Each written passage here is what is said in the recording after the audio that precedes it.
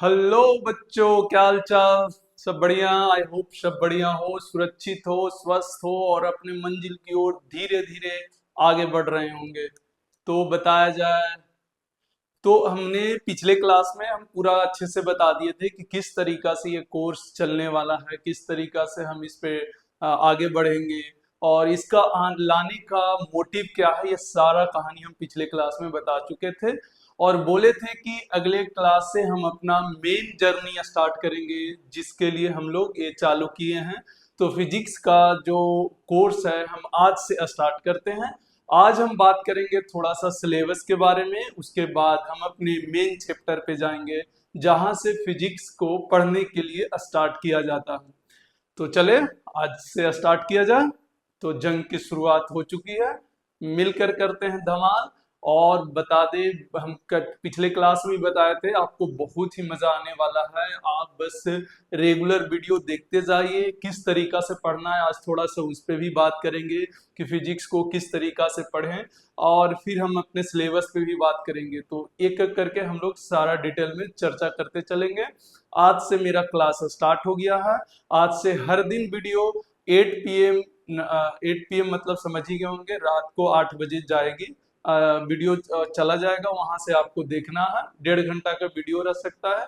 हो सकता है स्टार्टिंग में अभी हम थोड़ा कम समय के लिए ही डालें क्योंकि धीरे धीरे हम बढ़ाना चाह रहे हैं, पर एक प्रॉपर टाइम 90 मिनट का ही रहने वाला है। तो डेली ये वीडियो रहने वाला है। तो चलते हैं, आज से हम लोग स्टार्ट करते हैं। तो सबसे पहले हम लोग क्या पढ़ेंगे, 11th का सिलेबस के बारे में हम लोग डिस्कशन कर लेते हैं। क्योंकि भाई किसी भी चीज का शुरुआत हो तो उसको पहले थोड़ा सा सारांश जानना बहुत जरूरी होता है। अच्छा, इसका इम्पोर्टेंस क्या है ये आपको समय के साथ पता चलेगा कि सिलेबस में ऐसा क्या है। आप हमेशा याद रखें, जिस भी चैप्टर को आप पढ़ रहे होंगे आपका होमवर्क है। जैसे सिलेबस, जैसे अभी हम बेसिक मैथ स्टार्ट करने वाले हैं तो इसका तो कोई सिलेबस उस तरह का डिफाइन नहीं है। जब फिजिक्स हम पढ़ाएंगे वहां से आप सिलेबस पहला पेज पे पूरा लिखेंगे। जैसे काइनेमेटिक्स स्टार्ट करेंगे तो काइनेमेटिक्स के अंदर क्या क्या होता है आप डाउनलोड करके पूरा सिलेबस लिखेंगे, उसके बाद पढ़ना स्टार्ट करेंगे। खैर वो आगे आएगा। हम लोग आज एक ऊपर ऊपर कितना चैप्टर हमको पढ़ना है उसके बारे में जानते हैं और चैप्टर का वैल्यू क्या है उसके बारे में भी हम लोग जानेंगे।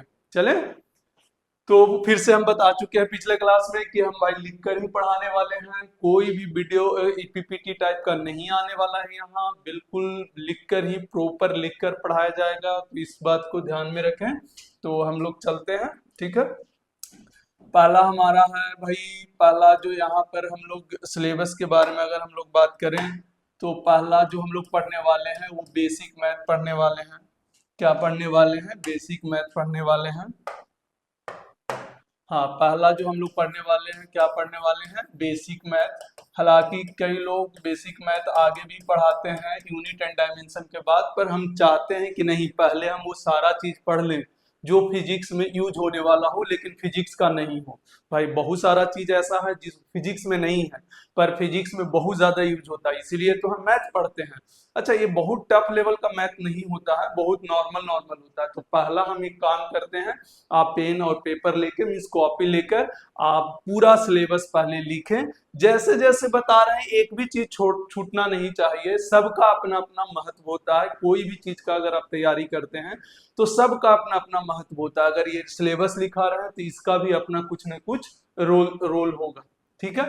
तो पहला, पहले हम पूरा लिखाते हैं बेसिक मैथ, फिर एक एक करके थोड़ा थोड़ा समझाएंगे।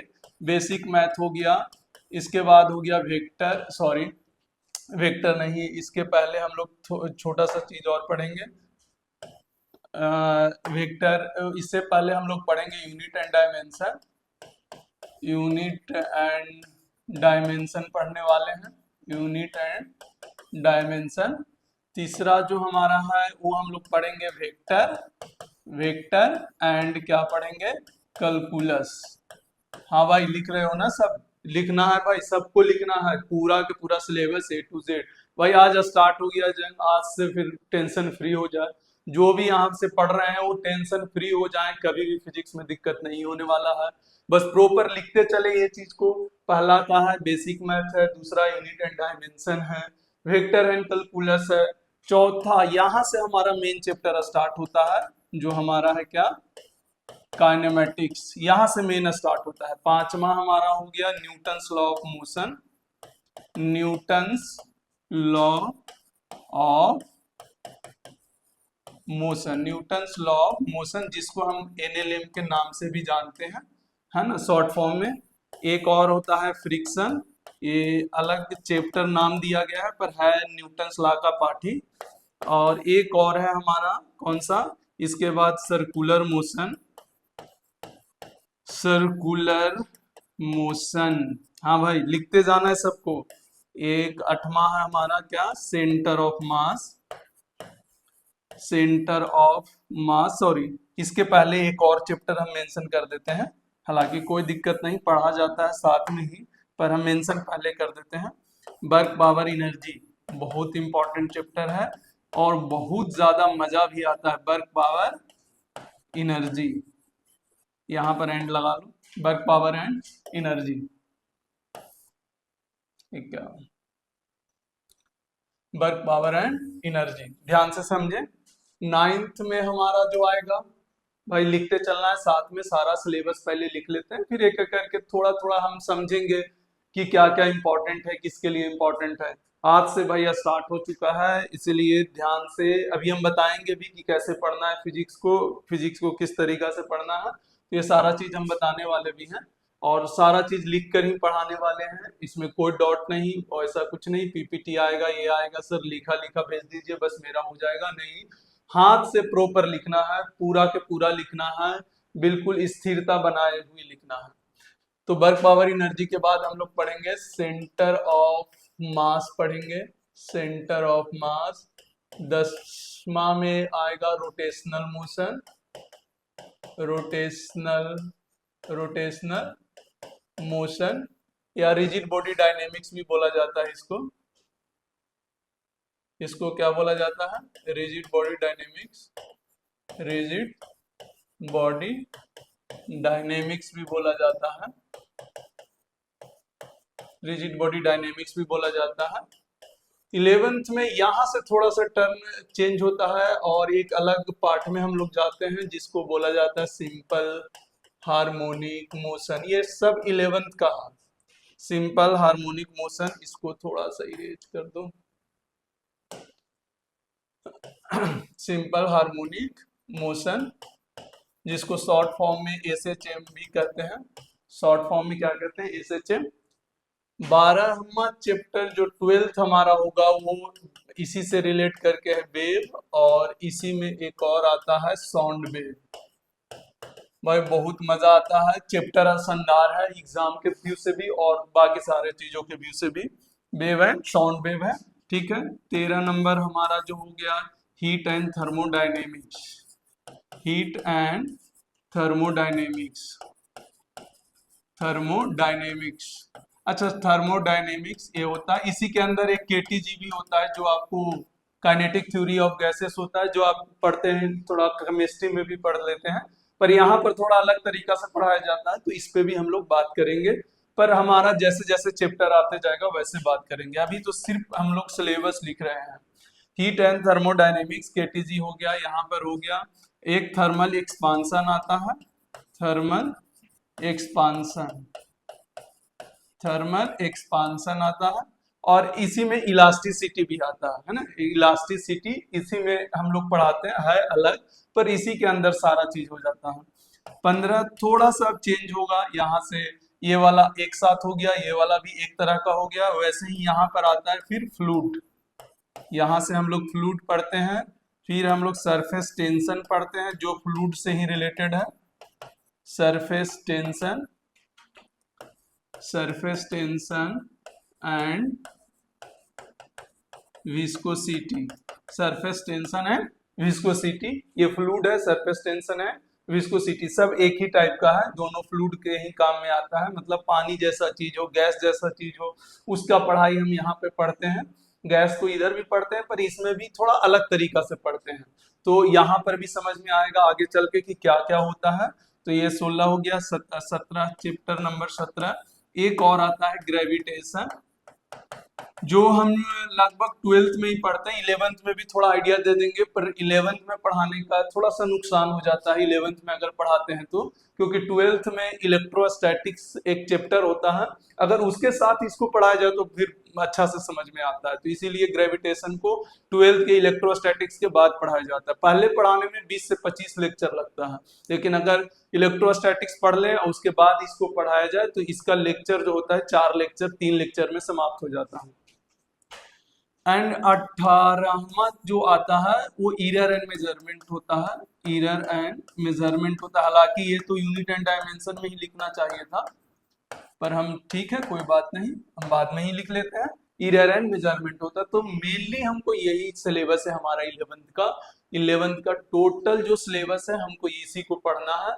हम ये जो आपका सिलेबस है ये अप टू जनवरी के लास्ट तक के समाप्त हो जाएगा। जनवरी हम बोले ना कि हम वैसा नहीं करेंगे कि हड़बड़ा के जल्दी जल्दी में हम पढ़ा के हम पार कर दिए या ये कर दिए, नहीं, हम पूरा पूरा टाइम लेने वाले हैं। जनवरी हो सकता है फरवरी का 15 तारीख तक भी चले, कोई दिक्कत नहीं है, हमको समझ में आना चाहिए। सिर्फ इस लेवल तक के हम लोग पढ़ेंगे, साथ मिलकर पढ़ेंगे, बिंदास होकर पढ़ेंगे, कोई दिक्कत होने वाला नहीं है। तो ये मेरा आज का क्या है, सिलेबस है। क्लियर हो गया? सारे लोग लिखे, जल्दी जल्दी लिखे, बिल्कुल आराम से पढ़ाने वाले हैं, कोई जल्दीबाजी हमको नहीं है, जल्दी से लिखें, पूरा ढंग से लिखें, कोई भी टाइम पास के लिए वीडियो मत देखें मेरे भाई, बता रहे हैं बिल्कुल। अगर पढ़ रहे हैं तो पूरा ढंग से उतारें। कोई सबका अपना अपना वैल्यू अभी बताएंगे, थोड़ा थोड़ा फील कराना स्टार्ट कराएंगे कि क्या क्या होता है, किस तरीका से होता है।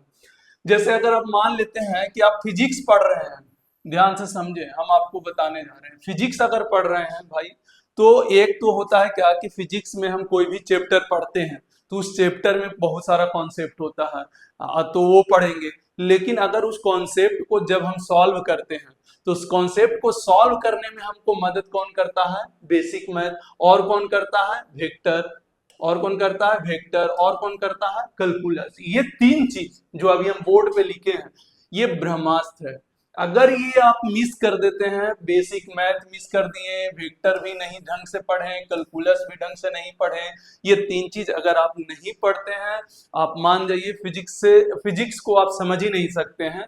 और मैक्सिमम स्टूडेंट इसको स्किप करता है, मैक्सिमम से मैक्सिमम स्टूडेंट इसको हवा में लेता है। हम बता रहे हैं, एक्सपीरियंस से बता रहे हैं, जिस बंदे का या जिस बच्चे का अगर ये तीन चीज सही है, तीन चीज basic math, vector and calculus, अगर ये तीन चीज आपका सही है, आप बिंदास होकर फिजिक्स सीख सकते हैं, किसी भी चैप्टर से सीख सकते हैं। बाकी तो क्या होता है, एक लॉ होता है, लॉ के अंदर हम कुछ कुछ फॉर्मूला डिराइव करते हैं, उस फॉर्मूला के साथ जब हम न्यूमेरिकल सॉल्व करते हैं तो हमारा काम आता है वेक्टर, कैलकुलस और बेसिक मैथ। अच्छे लेवल का सवाल करना है तो उसमें कैलकुलस बहुत फायदा करता है। अगर अच्छे लेवल का आपको सवाल सॉल्व करना है तो उसमें कौन फायदेमंद है, कैलकुलस आपके लिए बहुत काम का है। जब भी आप अच्छे लेवल का सवाल यूज कर, जैसे जेई एडवांस का सवाल करते हैं या जेई मेन का अच्छे लेवल का सवाल, ये लुल्लू पुल्लू टाइप का नहीं, बिल्कुल बेहतरीन लेवल का सवाल अगर आप करते हैं तो वहां कैलकुलस आना चाहिए। अच्छा, कैलकुलस तो सर 5-6 महीना का कोर्स होता है, यही तो दिक्कत है भाई। फिजिक्स में बहुत लल्लू सा कैलकुलस यूज होता है, बहुत उसको आप सोच भी नहीं सकते, इतना लो लेवल का यूज होता है। बशर्ते उस बच्चे के लिए आसान होता है जो बच्चा कैलकुलस को बहुत ही ईमानदारी से बस उतना पढ़ ले जितना फिजिक्स में यूज होता है, ईमानदारी से इसको स्किप नहीं करे। होता क्या है कि जैसे अभी हम स्टार्ट किए हैं, कोई बच्चा टाइम पास के लिए भी पढ़ रहा होगा, कोई बच्चा सीरियस पढ़ भी रहा होगा, इसमें नो डाउट। लेकिन कई बच्चे होते हैं टाइम पास के लिए पढ़ लेते हैं, वो ज्ञान को अलग लेवल पे सोचते हैं, वो इग्नोर करने टाइप का सोचते हैं, इग्नोर करने का टाइप। भाई हमारा मेन कहने का मतलब ये है कि भाई पढ़ो तो फिर ढंग से पढ़ो, और उसके बाद फिर मजा देखो कि उसका यूज कितना बेहतरीन लेवल पे आपका माइंडसेट डेवलप करता है। तो ये चीज इसमें फायदा करता है, तो ध्यान से देखें। अच्छा, मेन फिजिक्स तो यहीं से स्टार्ट हुआ, काइनेमेटिक्स से। तो अगर आपको दिमाग का स्किल डेवलप करना है, अगर दिमाग का स्किल डेवलप करना है तो भाई 4 से लेके 10 तक का, 4 से लेके 10 तक का ध्यान से देखना। हम इसीलिए बोले थे थोड़ा थोड़ा हम बताएंगे कि कौन सा चैप्टर किस लिए बेनिफिट देता है। एग्जाम के पॉइंट ऑफ व्यू से तो इम्पोर्टेंट सारा है, इसमें कोई डाउट नहीं, क्योंकि जब से जेई में जो जितने भी जेई मेन का तैयारी करने वाले होंगे वो 6 पेपर जब से कर दिया है, तो ये अलग अलग बहुत सारा क्वेश्चन आ रहा है, तो अब डिसाइड नहीं किया जा सकता कि किससे कितना आएगा। नीट वालों के लिए भी टोटल चैप्टर इंपॉर्टेंट है। जेई एडवांस के लिए तो भाई बहुत, जैसे कि रोटेशनल मोशन, ये ये बहुत ज्यादा इंपॉर्टेंट है जेई एडवांस वालों के लिए। तो खैर उस जैसे जैसे चैप्टर आएगा हम वहां पर उसका वेटेज भी बताते जाएंगे। पर सबसे पहले आप ध्यान से देखें, अगर आपका माइंड फिजिक्स में या कहीं पे भी आपका आईक्यू लेवल डेवलप करना हो, आपका सोचने का क्षमता डेवलप करना हो, तो आपको काइनेमेटिक्स से लेके और आपको कहाँ तक के रोटेशनल मोशन तक के आपको बहुत अच्छे से मेहनत करना होगा। रिजिड बॉडी डायनेमिक्स आरबीडी, तो यहाँ तक के आपको क्या करना होगा, बहुत अच्छे से मेहनत करना होगा। मतलब कॉपी का भी ढंग से 2 बार 3 बार रिवीजन करते जाइए। और अगर आप यहाँ क्लिक कर गया, आपका मेहनत काम कर गया, तो बाकी आने वाला सारा चैप्टर आपके लिए बिल्कुल बहुत ही आसान हो जाएगा। बहुत ही आसान हो जाता है, विश्वास करिए। जिसको भी फिजिक्स आता है उससे पूछ लीजिएगा, उसका 100% काइनेमेटिक्स से लेके रोटेशनल मोशन तक का ज्ञान अच्छे से होता है। हाँ, भले ही थोड़ा एडवांस लेवल का कम हो, कोई जरूरी नहीं, लेकिन फिर भी अच्छे से कॉपी को 2 से 3 बार भी आप रिवाइज कर लेते हैं काइनेमेटिक्स से लेके रोटेशनल मोशन तक का, तो आपका फिजिक्स से टेंशन दूर हो जाएगा। पहले हम बताएं किसका इंपॉर्टेंस, बेसिक मैथ का, वेक्टर का, कैलकुलस का, बात समझ रहे हैं, वेक्टर का। क्योंकि ये नहीं पढ़ेंगे तो ये समझ में आएगा ही नहीं, ये आएगा ही नहीं भाई। वेक्टर नहीं पढ़ा, बेसिक मैथ नहीं पढ़ा, कैलकुलस नहीं पढ़ा, तो भाई हिलेगा ही नहीं। बाकी थोड़ा बहुत मान लिया जाए थ्योरी समझ में आ भी जाता है, लेकिन फिर भी जब हम न्यूमेरिकल सॉल्व करिएगा तो ये तीनों के वजह से फंसिएगा। तो यही हम बोल रहे हैं कि जो बच्चा अगर अभी से स्टार्ट किया है इसे इग्नोर ना करे। हाँ, भले ही थोड़ा सा पढ़ने का ड्यूरेशन कम कर ले, पर जितना भी पढ़े ईमानदारी से पढ़े। मेरा कहने का मतलब यही है कि जितना भी पढ़ना है बस ईमानदारी से पढ़ ले, तो ये हमारा हो जाएगा basic math, unit and dimension, vector and calculus हो गया, काइनेमेटिक्स से लेके ये, और बाकी सब जो जितना भी चैप्टर है मेरे भाई, बाकी सब जितना भी चैप्टर है, जितना भी चैप्टर है एग्जाम के पॉइंट ऑफ व्यू से इंपॉर्टेंट है। बाकी आपको आसानी से समझ में आएगा, कोई दिक्कत नहीं है। एग्जाम के पॉइंट ऑफ व्यू से तो यहाँ से लेके यहाँ तक है, लेकिन 4 से लेके 10 थोड़ा कुछ अलग है। 4 से लेके 10 में मजा आता है। जो बच्चा इसमें जूझना सीख गया, इसको चैलेंज की तरह लेना सीख गया कि नहीं भाई इसके साथ लड़ना है, नहीं समझ में आ रहा है कोई बात नहीं, कॉपी रिवाइज करना है, जितना कॉपी में है उसको कम से कम समझना है, उसके साथ लड़ते रहा, छोड़ा नहीं। अगर वहां पे फील्ड नहीं छोड़ा, मैदान नहीं छोड़ा, तो वो फिजिक्स में जीत सकता है, फिजिक्स को पार कर सकता है। तो बाकी का तो उतना कोई लेना देना नहीं। पहला ये 3 में आप बहुत ध्यान दें, ढंग से ध्यान दें। अभी हम पढ़ाना जब स्टार्ट करेंगे तो हम बेसिक मैथ से ही स्टार्ट करने वाले हैं। हम बता चुके हैं, अभी यहाँ पर भी बता चुके हैं, सिलेबस में भी लिखा चुके हैं कि बेसिक मैथ बहुत इंपॉर्टेंट है। हाँ, फिजिक्स नहीं है वो, हम पहले बार बार बोल रहे हैं। बेसिक मैथ ले लो, चाहे वेक्टर ले लो, चाहे कैलकुलस ले लो, ये तीनों के तीनों जो है वो एक मैथ है। आपको मैथ में भी वेक्टर पढ़ना है, पर मैथ में हाई लेवल का पढ़ना है, थोड़ा डीपली पढ़ना है। अपने को क्या पढ़ना है, अपने को बस थोड़ा सा नॉर्मल नॉर्मल पार्ट पढ़ना है, और वहां से फिजिक्स में हम इस्तेमाल इसको करेंगे। मतलब ऐसा मान के चलिए कि अभी हम क्या करेंगे, अभी हम एक एक करके क्या कर रहे हैं, टूल्स इकट्ठा कर रहे हैं। ये टूल्स यूज होगा, ये टूल्स, या ऐसा मान लो देहाती भाषा में भाई सब्जी काट के रख रहे हैं, बाद में हम इसको मिक्स करके बना देंगे, बाद में मिक्स करेंगे और पूरा का पूरा हमारा तैयार होने वाला है। तो पहले एक एक करके हम लोग ट्राई करेंगे, मतलब समझेंगे, एक एक करके बेसिक मैथ पढ़ेंगे।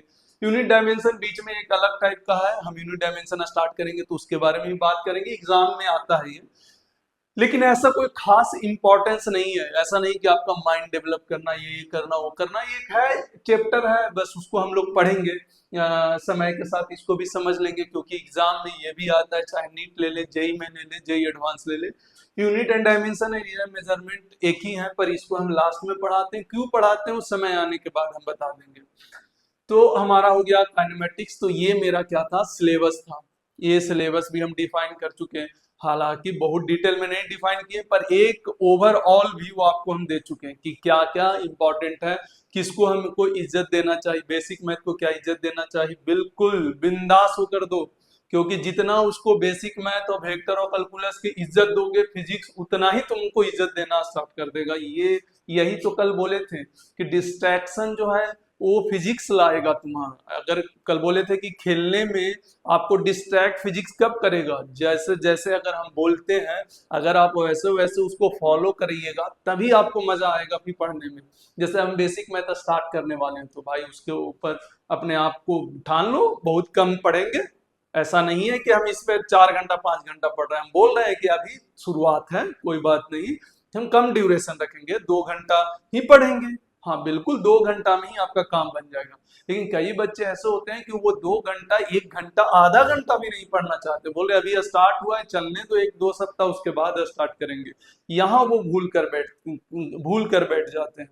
यही भूल नहीं करना है हमको, एकदम बिल्कुल प्रॉपरली जो जितना समय मांगता है हमको उतना समय देते जाना है। स्टार्टिंग में बहुत कम कम समय देंगे तो भी हम सीखते जाएंगे, बाद में हम फिर देखेंगे जैसे जैसे चैप्टर आएगा हम आपको खुद ही बताएंगे कि कहाँ पे समय अब ज्यादा देने का जरूरत है। क्लियर है? तो ये मेरा सिलेबस था। अब भाई पढ़ने का तरीका एक छोटा सा हम ऐसे ही बता देते हैं, बाकी हम बोले समय के साथ ही बताएंगे, क्योंकि जहां पर जो इस्तेमाल होता है अगर हम वहीं पर बताते हैं तो ज्यादा बच्चों के अंदर फोकस होता है, ऐसा अचीव अंतर्निहित कर पाते हैं। ऐसे नहीं आज बता दिए यूज हो रहा है बाद में तो वो बच्चा फिर भूल जाता है।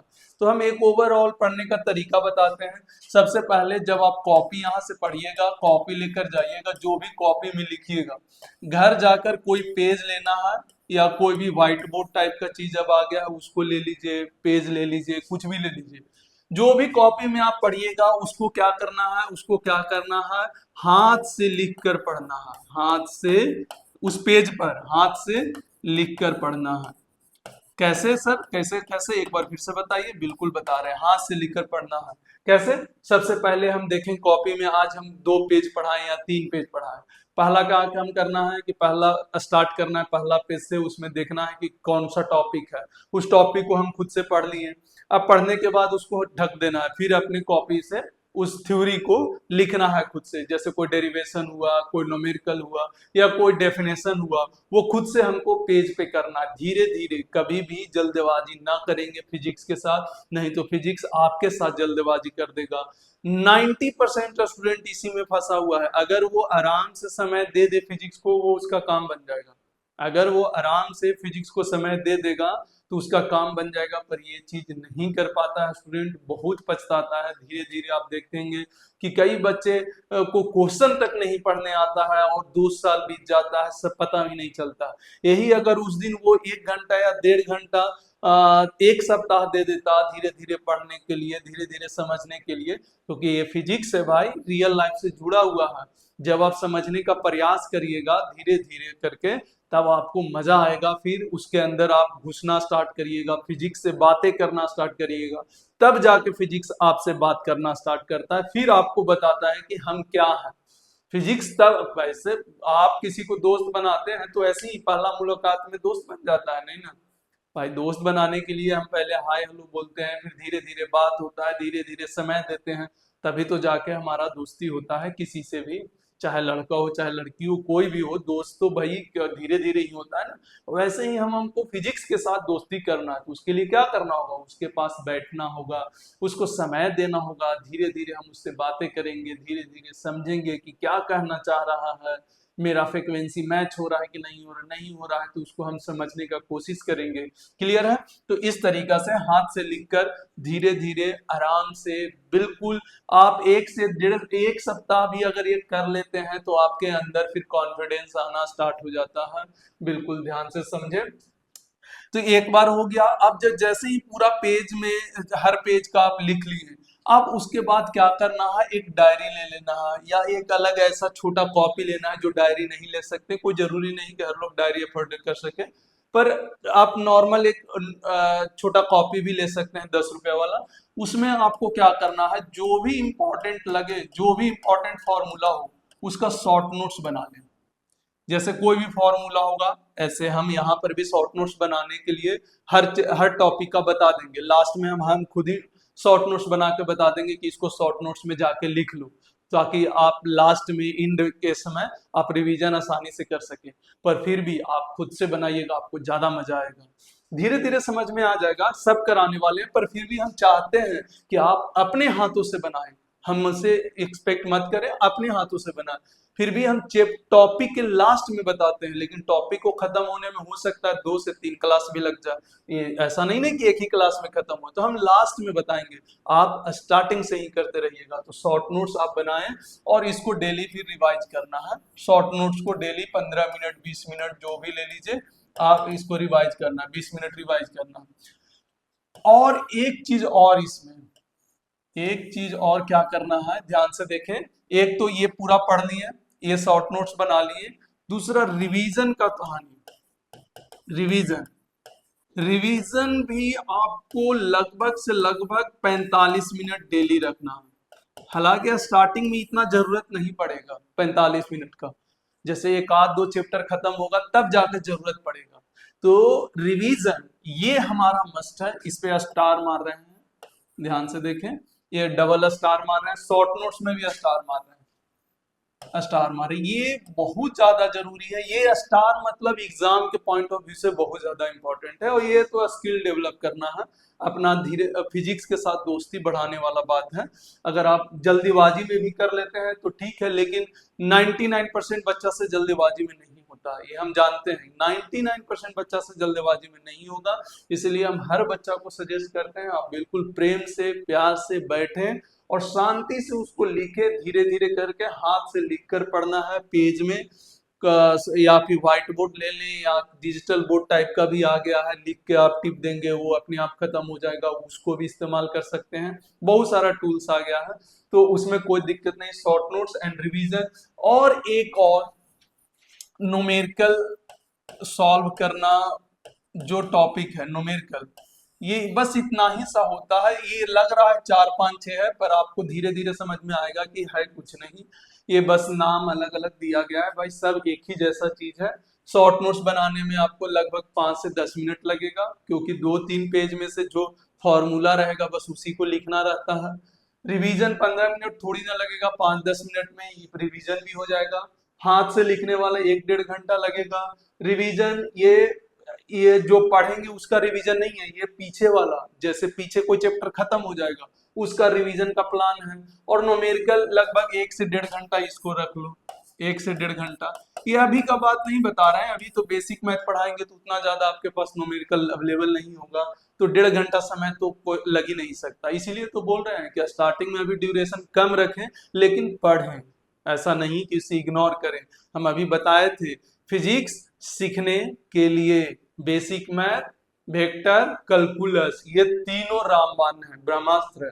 अगर ये तीनों को आप चूक गए, थोड़ा कैलकुलस भी चूक गए तो भी आप फंसेंगे फिजिक्स में, वेक्टर चूक गए तो भी फंसेंगे, बेसिक मैथ चूक गए तो भी फंसेंगे। ये तीनों के तीनों एकदम दवा है, आप इसको खाइएगा तभी जी पाइएगा, फिर बाकी तो कुछ भी कर सकते हैं। पहले फिजिक्स को जिंदा रखने के लिए ये 3 चीज आपको बहुत जरूरी है, ये तीनों चीज आपको इस्तेमाल आएगा, बहुत यूज होगा। तो ये कॉपी से रिलेटेड हम सारा चीज बता दिए। न्यूमेरिकल 1 से 1.5 घंटा आपको बनाना है, कहाँ से बनाना है कैसे बनाना है वो हम समय के अनुसार बताते जाएंगे, कुछ हम भी देंगे, कुछ आपको भी बुक प्रीफर कर देंगे कि ये बुक बनाइए, आपको धीरे धीरे समझ में आएगा। जैसे PYQ एक कल बता दिए थे कि PYQ हर कोई ले लेगा, प्रीवियस ईयर क्वेश्चन, चाहे नीट वाले हो चाहे जेई मेन वाले हो, जेई एडवांस, सब आपस में जिसका जो भी सेक्टर है आप वहां से PYQ खरीद लें, कॉपी का क्वेश्चन और PYQ कर लें। 100% आपका अपना अपना सीट बुक कर लीजिएगा, चाहे मेडिकल में जाना हो तो मेडिकल वाले, NIT में जाना हो तो NIT वाले, और IIT में जाना हो तो IIT वाले। क्लियर? कोई दिक्कत यहाँ तक नहीं भाई? तो बहुत बढ़िया पढ़ने का तरीका बता दिए। अब बताते हैं डिस्ट्रैक्शन क्या होता है, कहाँ होता है, किस तरीका से। बहुत छोटा सा पार्ट अभी बता रहे हैं, हम बता रहे हैं, हम डायरेक्ट बताना नहीं चाह रहे हैं क्योंकि आप अभी समझ नहीं पाइएगा। धीरे धीरे हम जब जैसे जैसे जहां पर लगेगा कि जरूरत है हम वहां पर बताएंगे। हम अभी थोड़ा सा एक पत्ता खोलते हैं, बाकी धीरे धीरे पत्ता खोलेंगे। जैसे मान लीजिए कि होता क्या है लाइफ में, हमेशा ये एक बात ध्यान रखिएगा, ये एक हम जो फॉलो करते हैं हम इसी को फॉलो करके अब चलते हैं। पहले जो भी था लेकिन अब हम फॉलो इसी को करते हैं, तो हम चाहते हैं कि बच्चा अगर हमको इससे बेनिफिट मिला है तो शायद आप भी कोशिश कर सकते हैं। हालांकि अगर इसका जरूरत ना हो तो आप इस्तेमाल ना भी करें। सॉरी, इसका इस्तेमाल ना भी करें, कोई दिक्कत नहीं है। लेकिन अगर आपको लगता है कि हमको डिस्ट्रैक्शन होता है तो आप इसका इस्तेमाल कर सकते। सिंपल सा बता रहे हैं, ये एक रास्ता है ज्ञान का। भाई ये ज्ञान का रास्ता है, ये रास्ता पे हम लोग को चलना है, ये रास्ता है, ये रियलिटी यही है। बाकी सब दुनिया में बहुत सारा चीज जो है वो सब डिस्ट्रैक्शन है, आपको सिर्फ परेशान कर सकता है। शांति और सही ढंग से सही रास्ता पर यही ला सकता है, ये एक रास्ता है ज्ञान का। अब देखिए होता क्या है कि चलते चलते आपको यहाँ पर सारा चीज, जैसे यहाँ पर आजकल के जो बच्चा को मिलता है वो यहाँ पर मिलता है। जैसे देखो, एक तो हो गया मूवी, तो आपको यहाँ पे डिस्ट्रैक्ट करेगा, इधर ले जाने का प्रयास करेगा, आकर्षित करेगा। हो सकता है रिजल्ट में आप टॉपर हो गए, टॉप कर रहे हैं, तो टॉपर कई बार ऐसा नहीं होता है, कई बार टॉपर जो होते हैं वो बहुत स्थिर वाले होते हैं तो वो तो बच जाते हैं, लेकिन कई टॉपर टॉप आने के बाद अपने आप को भगवान ही मानना स्टार्ट कर देते हैं, एक्साइटमेंट करते हैं। तो देखिएगा वो बच्चा 3 से 4 दिन अपना बर्बाद कर दिया। मतलब अगर वो यहाँ तक पहुंचा था 10 दिन में, और 3 से जैसे टॉप किया 3 से 4 दिन बाद अगर यहाँ पर रह गया तो वो यहाँ से बढ़ेगा ही नहीं इस रास्ता पर, 3 से 4 दिन यही घूमते रह गया। हम एक ऊपर लेवल का बात कर रहे हैं पर छोटा सा बात कर रहे हैं, हमें ज्यादा डीप में नहीं जाना चाह रहे हैं, क्योंकि वहां से समझने के लिए थोड़ा थोड़ा सा धीरे धीरे हम बढ़ाना चाह रहे हैं, क्योंकि आगे आने वाले वक्त में बताएंगे। तो ये वाला रास्ता है। आपको यहाँ पर ये भी टॉप, अगर आप टॉप कर दिए तो वहां पर आपको खुशी और दुखी क्या है यार, वो तो रास्ता है ज्ञान का, बीच में सब कुछ मिलते रहेगा, बीच में सारा चीज मिलते रहेगा। फ्रेंड आएगा भाई हमारा पास, फ्रेंड खेलने वाला कूदने वाला वो लेकर चला जाएगा। फिर से आप जितना देर गए आप इतने यहीं पर रहिएगा, आगे नहीं बढ़ पाइएगा। आगे बढ़ने के लिए हमको इसको इग्नोर करना होगा। कोई भी हमारे पास कोई फ्रेंड व्रेंड वैसा नहीं चाहिए जो हमारा अपना मंजिल, मंजिल मेरा क्या है, किसी का नीट है मंजिल, किसी का आईआईटी है मंजिल, किसी का एनआईटी है मंजिल। अब यहाँ पर हमको जाना है। स्टार्ट जर्नी कहाँ से किए, यहाँ से किए हैं। ये लगभग कितना साल का है, 2 साल का है। 2 साल में हमको यहाँ तक पहुंचना है। एक अपने घर में भी ऐसा फोटो बना ले भाई, बीच में कौन कौन हमको डिस्टर्ब कर सकता है, इससे आपको आइडिया मिल जाएगा कि हाँ भाई कौन सा सिचुएशन में अभी हम फंसे हैं। जैसे हमारे यहाँ शादी, ये स्टूडेंट के पर्पज से बता रहे हैं, अलग टाइप का नहीं, स्टूडेंट के पर्पज से। जैसे किसी का शादी हो, बहुत सारे रिश्तेदार में शादी हो, सब जगह यहाँ पर चले गए, डिस्ट्रैक्ट होते रह गए, आगे बढ़ नहीं पाइएगा। कोई बच्चा है ये यहाँ यहाँ इग्नोर किया, आगे बढ़ जाएगा, आगे बढ़ जाएगा। भाई इसको समझने का प्रयास करो, ये बहुत बेहतरीन चीज बता रहे हैं। अगर आप समझ पाए तो ठीक है, नहीं समझ पाए कोई किसी और चीज को फॉलो करते हैं तो आप उसी चीज को फॉलो करें, कोई दिक्कत नहीं। हम जो है इस चीज को फॉलो करते हैं, हमारा ये है मेन ज्ञान का रास्ता ये है।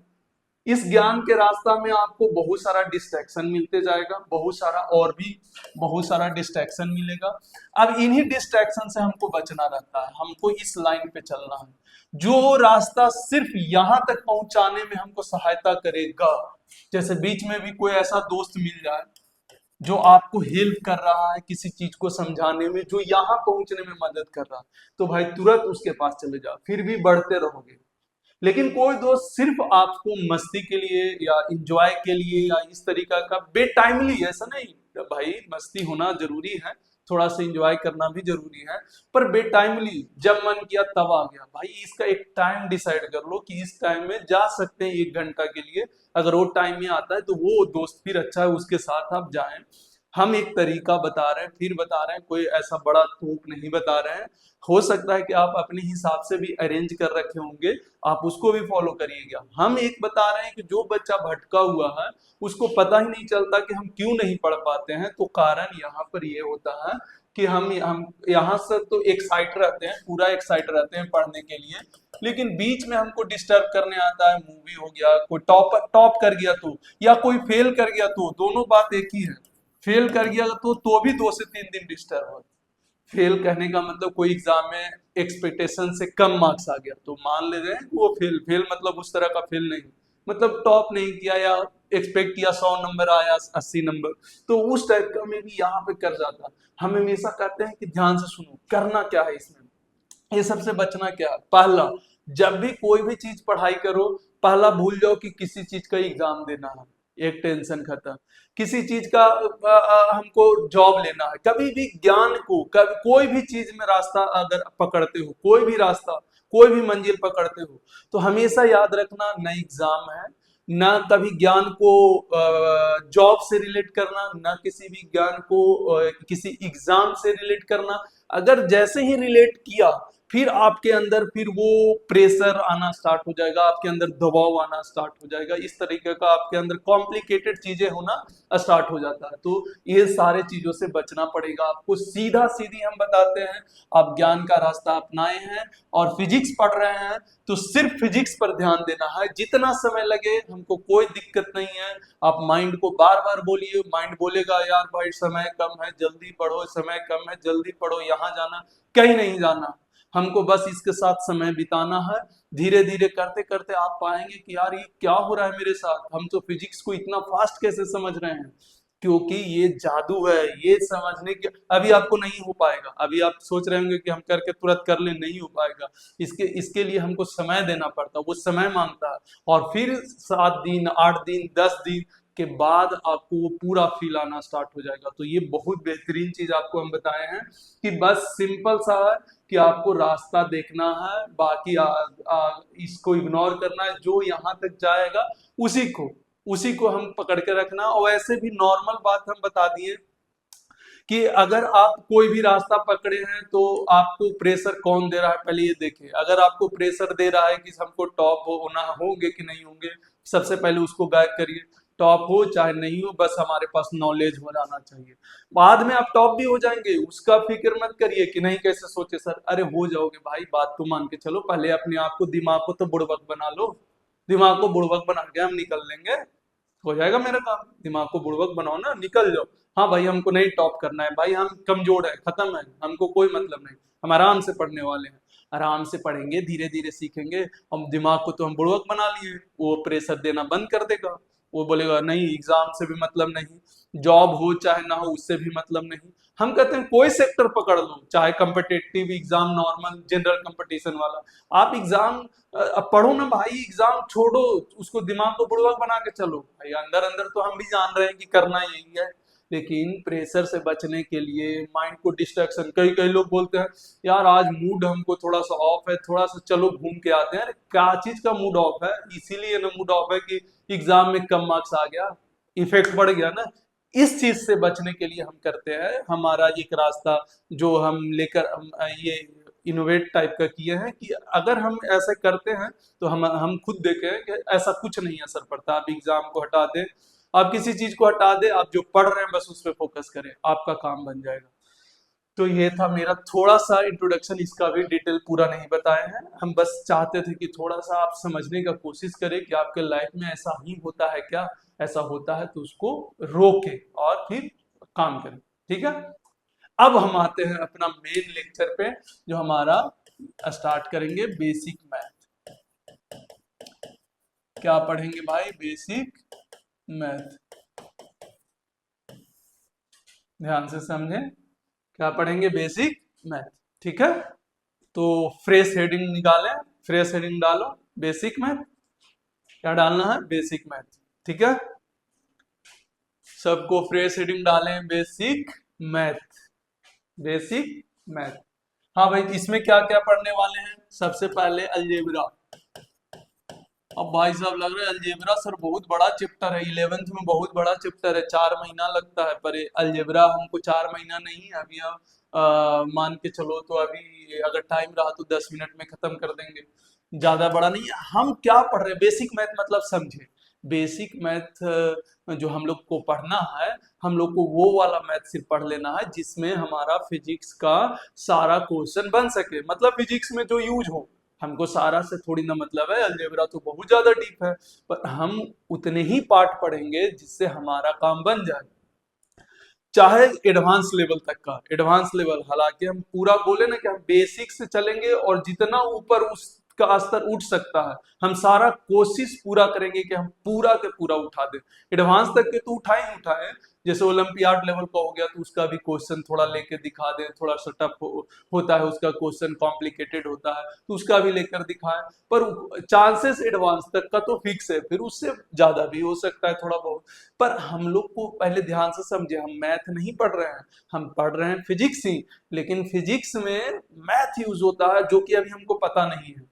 अब उस सारे चीजों को हम एक एक करके खोलेंगे और उसके बारे में पढ़ेंगे, और उतना ही पढ़ेंगे जितना फिजिक्स में यूज है। तो सारा कॉपी में जो है ना ये पूरा होना चाहिए कि क्या क्या जितना भी फिजिक्स में यूज होता है वो सारा का सारा कॉपी में आपको होना चाहिए, जो बेसिक मैथ का कॉपी है होना चाहिए।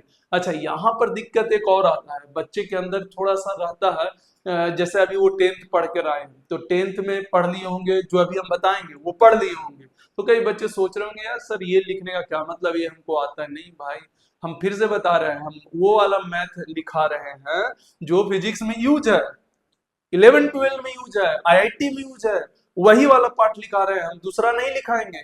ये हल्का है तो भी यूज होगा तभी लिखा रहे हैं। ऐसे नहीं कि टाइम पास करने के लिए सर कुछ कुछ फॉर्मूला अपना मन से लिखा देंगे, बिल्कुल नहीं। यहाँ पर यही एक चीज है, आपको वही चीज पढ़ाया जाएगा जो एग्जाम से रिलेटेड है, तभी पढ़ाया जा रहा। तो अगर आपको आता भी होगा तो भी कॉपी में लिख लेना है, क्योंकि बाद में अगर आपका यूज हुआ, आपका 10th का कॉपी नहीं मिला और आप भूल गए कॉन्सेप्ट, तब आप गड़बड़ में फंस जाइएगा। इसीलिए बोल रहे हैं आपको आए चाहे नहीं आए, ये हम फिजिक्स का कॉपी बना रहे हैं ना, तो फिजिक्स में जो भी यूज होगा मैथ, चाहे हमको आए चाहे हमको नहीं आए, हर लाइन लिखा हुआ होना चाहिए, बस हम ये चाह रहे हैं। क्लियर? तो ये अलजेब्रा हमको पहले पढ़ेंगे, अलजेब्रा के बाद ट्रीगो पढ़ेंगे, ट्रिगोनोमेट्री, बहुत सारा चीज इसमें से आपको आएगा। अलजेब्रा भी पढ़ाएंगे उसमें से भी आएगा, ट्रिगोनोमेट्री पढ़ाएंगे उसमें से भी आएगा, कुछ चीज नहीं भी आएगा तो जो नहीं आएगा वो भी लिखना है, जो आएगा वो भी लिखना है। एंड तीसरा हम लोग पढ़ेंगे इसमें coordinate geometry, coordinate geometry, coordinate geometry. And चौथा पढ़ेंगे लॉगरिथम, एंड पांचवा पढ़ेंगे एक्सपोनेंशियल।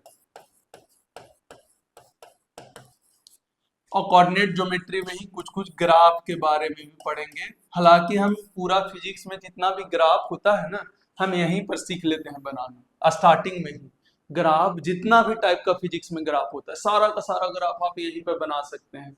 हाँ, इक्वेशन दिया होना चाहिए, वो वहीं पर आपको पता चलेगा कि हम क्यों बोल रहे हैं, आपको वहीं पर समझ में आएगा। तो ये जो बेसिक मैथ का है, हालांकि कैलकुलस अलग से पढ़ाएंगे वो भी मैथ है, पर कैलकुलस का अलग से हम हेडिंग ऑलरेडी डला चुके हैं। यहाँ पर क्या क्या पढ़ेंगे? Algebra, trigonometry, coordinate geometry, logarithm, और क्या पढ़ेंगे? एक्सपोनेंशियल। कोऑर्डिनेट ज्योमेट्री में ही क्या पढ़ लेंगे? ग्राफ, बहुत सारा ग्राफ कैसे बनते हैं, straight line, circle, hyperbola, parabola, ये सारा ग्राफ हम लोग सारा का सारा सीखेंगे यहीं पर। पूरा फिजिक्स का ग्राफ आपको यहीं पर आएगा। क्लियर है?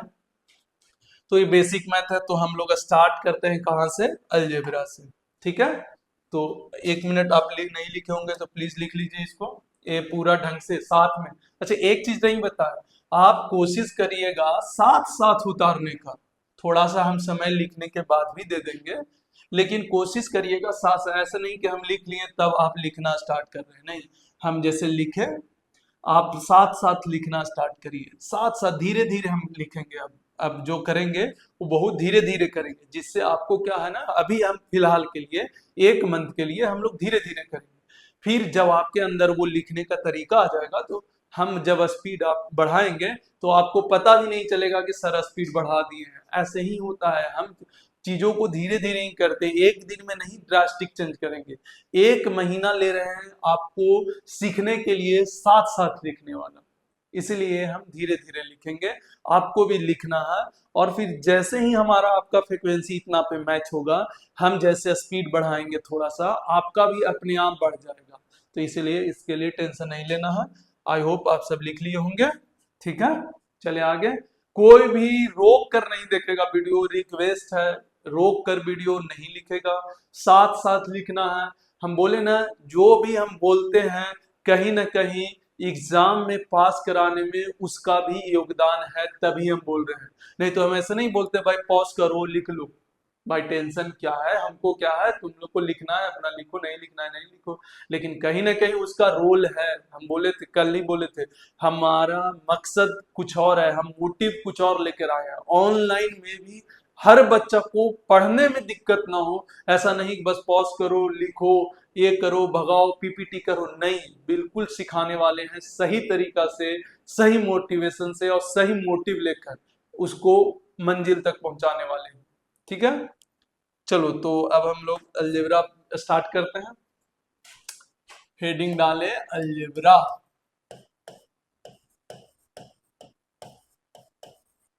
अलजेब्रा, अरे बीच में बड़ा कैपिटल आ गया, कोई बात नहीं, हम इंग्लिश थोड़ी ना पढ़ रहे हैं।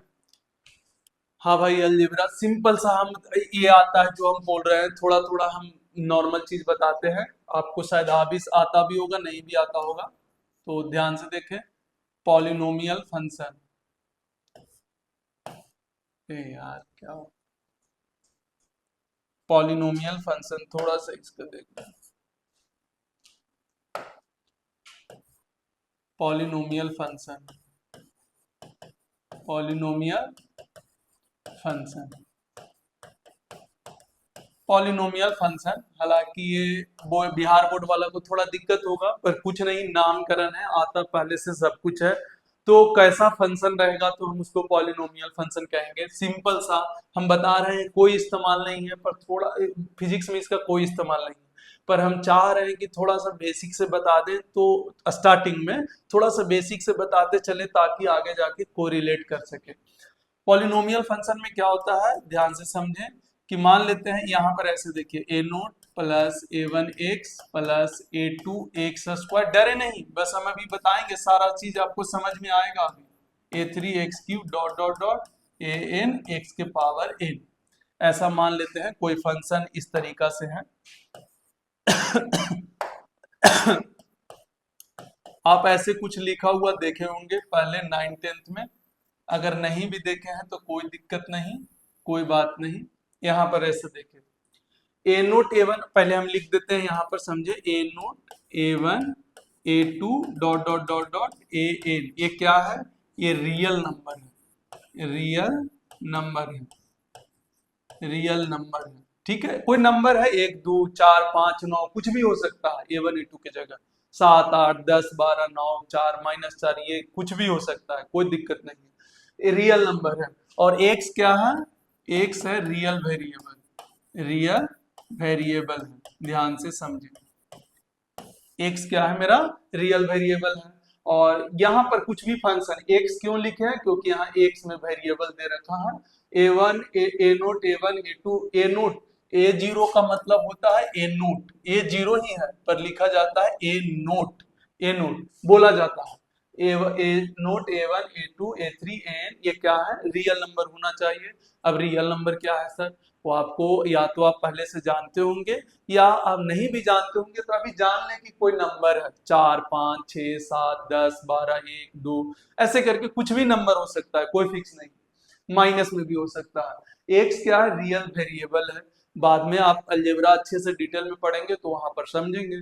इसका फिर से बोल रहे हैं, कोई इस्तेमाल नहीं है, बस हम चाह रहे हैं कि नोट्स में थोड़ा सा अच्छे से शुरुआत अच्छे से हो जाए, बस इसीलिए।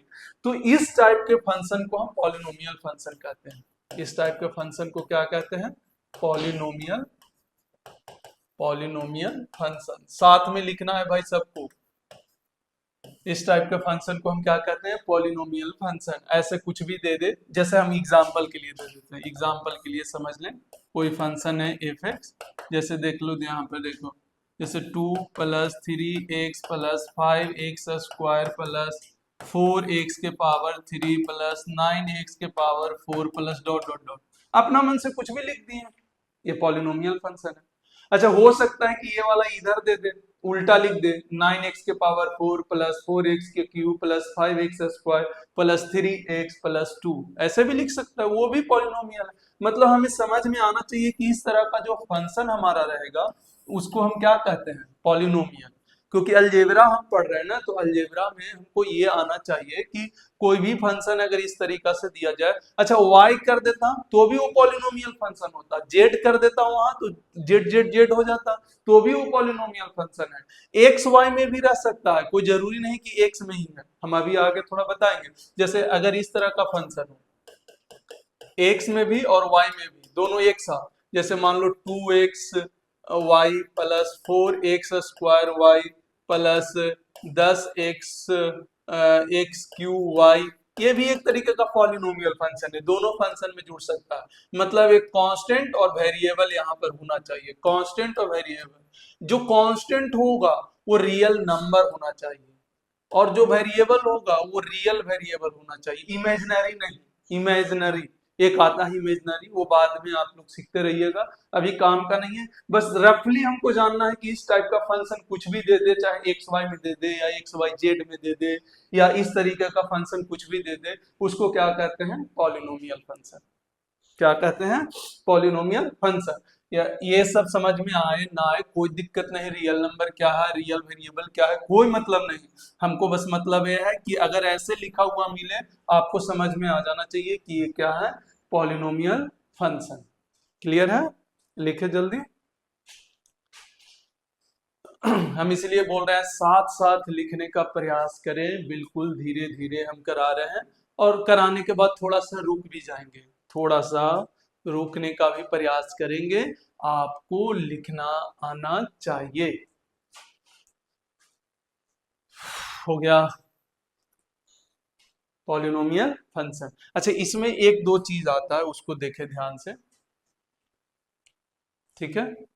चलो देखो ध्यान से, इसमें एक डिफाइन होता है डिग्री या फिर इंडेक्स।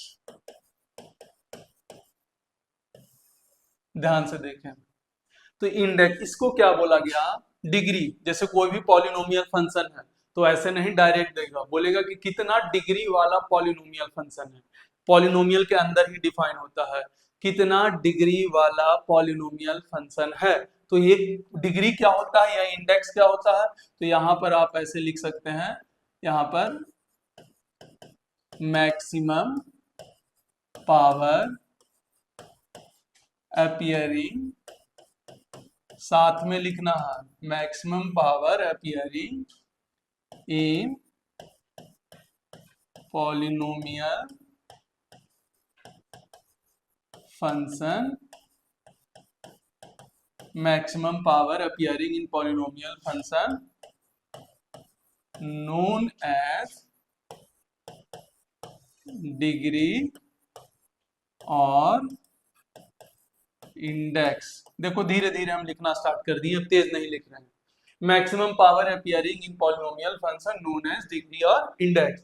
फॉर एग्जांपल समझने का कोशिश करें, जैसे मान ले एक फंक्शन एफ एक्स है, कितना ऐसे दिया 4x³ plus 3x square plus 2x plus 5। देखिए उल्टा लिख दिए, पहले ऐसे लिख रहे थे अब ऐसे लिख दिए। ऐसा थोड़ी ना कि उतना सारा टर्म को ही पॉलिनोमियल बोलेंगे, भाई हम छोटा भी रखेंगे तो भी पॉलिनोमियल होगा। बस खाली कांस्टेंट रियल होना चाहिए और वेरिएबल रियल होना चाहिए, और रियल ही है। अभी जितना भी पढ़ेंगे सब रियल ही पढ़ेंगे, फिजिक्स में जितना भी पढ़ना है सब रियल पढ़ना। मतलब बस मान लो कि जो भी फंक्शन होगा पॉलिनोमियल फंक्शन ही होगा, जो भी होगा। अब इसमें हमको निकालना है कि डिग्री, ये फंक्शन गिवन फंक्शन, ये गिवन है, गिवन, ये गिवन है, then find degree, degree of given polynomial function, polynomial function. देखो एकदम धीरे धीरे लिख रहे हैं, बस आप करें। अब फॉर्मूला पे जाओ, यहां पर अगर जाना चाहते हैं तो यहां से जाओ, देखो ध्यान से भाई, यहां पर ध्यान से देखो क्या बोले हैं, maximum power appearing in polynomial function.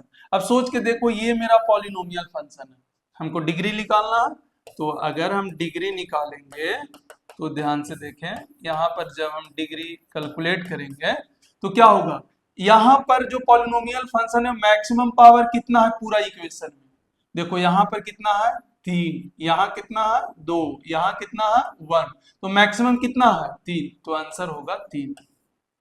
यही बोला है डेफिनेशन में, देखो maximum power appearing in polynomial function known as degree और इंडेक्स। इंडेक्स भी पूछे तो इस इक्वेशन का, इस पॉलिनोमियल फंक्शन का इंडेक्स कितना हो जाएगा 3, या डिग्री कितना हो जाएगा 3 हो जाएगा। तो बस इतना आसान है, बस किसी भी पॉलिनोमियल फंक्शन को हम ये बता सकते हैं कि उसका कितना डिग्री वाला पॉलिनोमियल फंक्शन है। जैसे ये वाला कितना डिग्री वाला है 3, तो हम यहाँ पर क्या बोलेंगे 3। क्लियर है, हो गया। साथ में लिखते चलना है बिल्कुल ढंग से। जैसे मान ले एक एग्जांपल और लेते हैं, ध्यान से देखें। गिवन पॉलिनोमियल फंक्शन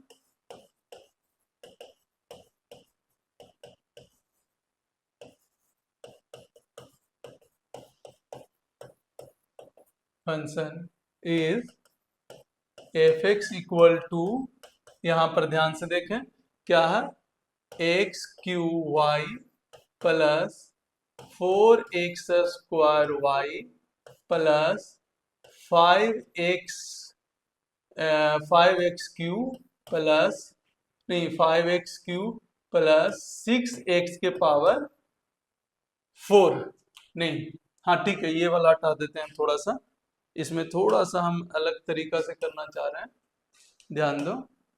यहाँ पर 6, ये हमारे पास पॉलिनोमियल फंक्शन है। Then find degree, then find degree, अब हमको क्या बताना है, डिग्री बताना है। बिल्कुल आराम से कर रहे हैं, कोई जल्दीबाजी नहीं, बिल्कुल आराम से। तो डिग्री बताएं, तो भाई जल्दी से बताएं डिग्री क्या होगा, जल्दी से सॉल्व करें। डिग्री क्या होगा, क्या होगा, क्या होगा, बोले बोले, क्या होगा, क्या होगा, बोलो। तो मैक्सिमम पावर पूरा में देखो क्या है, मैक्सिमम पावर ऐसा लग रहा होगा कि सर 3 है या 3 है ना। यहाँ पर ध्यान से देखो, अब यहाँ पर एक वेरिएबल नहीं है, यहाँ एक सॉरी वाई भी लेना पड़ेगा क्योंकि वाई में भी आ गया है। अब यहाँ पर जानते हो यहाँ पर एक और है, तो यहाँ पर टोटल पावर कितना हो गया 4। जो यहाँ पर मैक्सिमम पावर अपीयरिंग बोल रहे थे इन पॉलिनोमियल फंक्शन, वो वेरिएबल के पावर ही बोल रहे थे ना। तो देखो x के पावर कितना है 3, y के पावर भी कितना है 1, तो यहाँ पर मैक्सिमम पावर वेरिएबल 4 हो गया, ना कि 3 होगा, ना कि यहाँ पर 2 और 1, यहाँ पर क्या हो गया, यहाँ पर भी 3 है, यहाँ पर कितना है 4, यहाँ पर कितना है 3 है, तो यहाँ पर जो डिग्री होगा वो डिग्री होगा कितना 4 होगा। यहाँ पर डिग्री जो होगा वो मेरा कितना हो जाएगा 4 हो जाएगा। तो दो वेरिएबल में भी दोनों को जोड़कर बताना है हमारा। उस एग्जांपल को लेने का मतलब मेन मकसद है कि अगर किसी भी पॉलिनोमियल फंक्शन को बताना हो, और पॉलिनोमियल फंक्शन हम बता चुके हैं कि भाई एक्स में भी हो सकता है, सिर्फ y में भी हो सकता है, और एक्स वाई में भी हो सकता है, एक्स वाई जेड में भी हो सकता है। अब सबका डिग्री कैसे पता करेंगे, तो हम मैक्सिमम पावर देखेंगे पूरे पॉलिनोमियल फंक्शन में। पूरे पॉलिनोमियल फंक्शन में हम देखें तो एक वेरिएबल नहीं 2 है, तो दोनों का पावर अब जोड़ना पड़ेगा। इसका 3 है, एक है 4 हो गया, 2 1 3, यहाँ पर सिर्फ एक वेरिएबल है तो 3, तो मैक्सिमम कितना हुआ 4। तो इस पूरे पॉलिनोमियल फंक्शन का डिग्री कितना हो जाएगा 4 हो जाएगा। पॉलिनोमियल फंक्शन का क्या बात समझ में आ गया, बोले ना बिल्कुल। अभी थोड़ा सा बेसिक कई बच्चों को बिहार बोर्ड वाला को लग रहा होगा कि सर ये थोड़ा सा कहाँ पढ़ रहे हैं, क्या आप पढ़े हुए हो भाई, कोई भी ले लो इसको पॉलिनोमियल फंक्शन ही कहते हैं। मान लो ना आज से थोड़ा सा यूज टू हो गए, आज जान गए पॉलिनोमियल फंक्शन क्या होता है। कुछ भी इस टाइप का इक्वेशन लिख दो, एक्स वाई लिख दो, कुछ भी इस तरह का मिल जाए, वो सब क्या होते हैं पॉलिनोमियल। पॉलिनोमियल में क्या निकालना रहता है डिग्री, तो डिग्री निकालने के लिए बता दिए पूरे पॉलिनोमियल फंक्शन में जिसका पावर सबसे ज्यादा हो, हाँ पावर वेरिएबल का पावर जोड़ना पड़ता है। हो सकता है एक ही वेरिएबल हो तो ये वाला ऐसे सोचेंगे, दो वेरिएबल हो तो दोनों को वेरिएबल का पावर जोड़ेंगे, जितना भी टर्म है सारे टर्म का जोड़ के हम देखेंगे कि किसका मैक्सिमम हो रहा है, हम उसके हिसाब से यहाँ पर लिख देंगे। तो आई होप कि डिग्री समझ में आ गया होगा। और डिग्री लिखाने का तरीका क्यों फायदा है, क्योंकि आगे चल के हम कुछ डेफिनेशन लिखाना चाहते हैं ताकि आपको बाद में बहुत अच्छे से समझ में आ जाए। तो आई होप कि ये हो गया होगा। चलते हैं आगे, ठीक है, चले, चलो देखो आगे नेक्स्ट।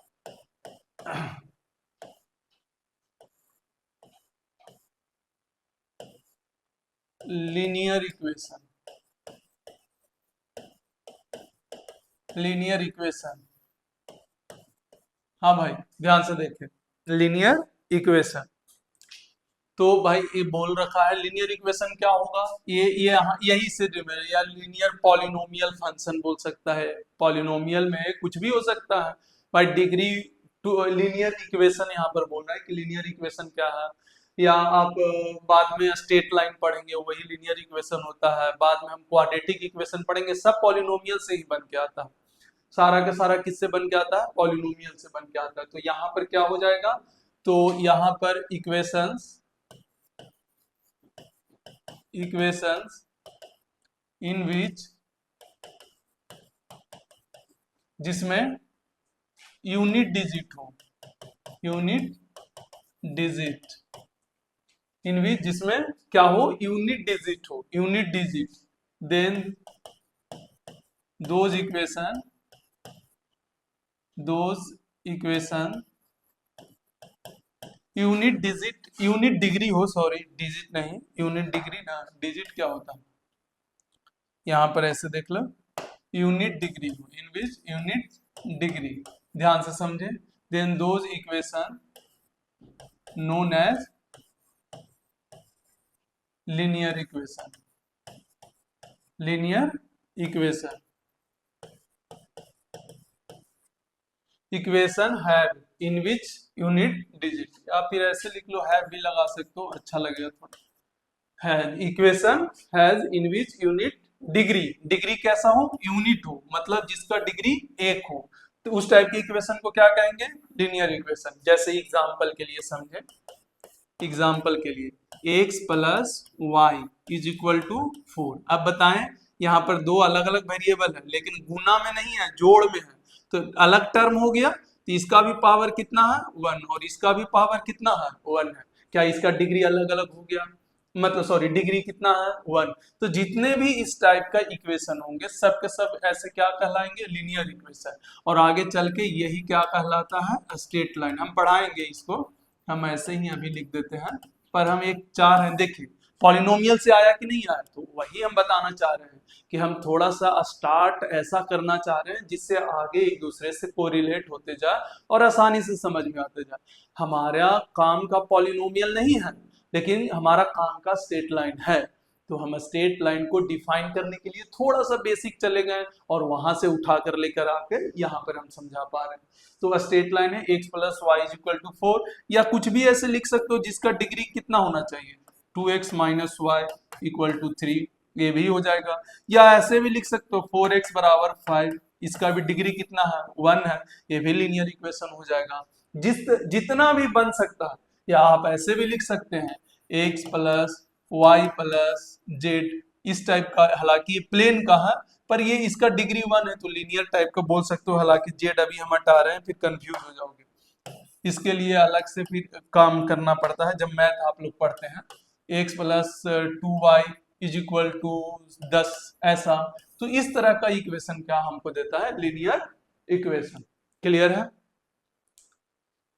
भाई, हो गया लीनियर इक्वेशन। ये स्ट्रेट लाइन का कहानी हो गया, ये स्ट्रेट लाइन। ऐसे ही आप समझ सकते हैं, एक बार जल्दी से लिखें, equations have in which unit degree, कैसा हो, जिसमें यूनिट डिग्री वाला हो इक्वेशन, उस इक्वेशन को क्या कहते हैं, लीनियर इक्वेशन। एग्जांपल को लेकर हम समझा दिए। तो आज के लिए बस इतना ही छोड़ रहे हैं। आज के लिए आज अब बहुत सारा स्टार्टिंग में लंबा लेक्चर चल गया, इसलिए आज क्लास यहीं तक रोक रहे हैं, ठीक है। तो बाकी के हम अगले क्लास से स्टार्ट करेंगे क्वाड्रेटिक इक्वेशन से। जैसे अभी लीनियर फंक्शन बताएं, वैसे ही स्टार्ट करेंगे क्वाड्रेटिक इक्वेशन से।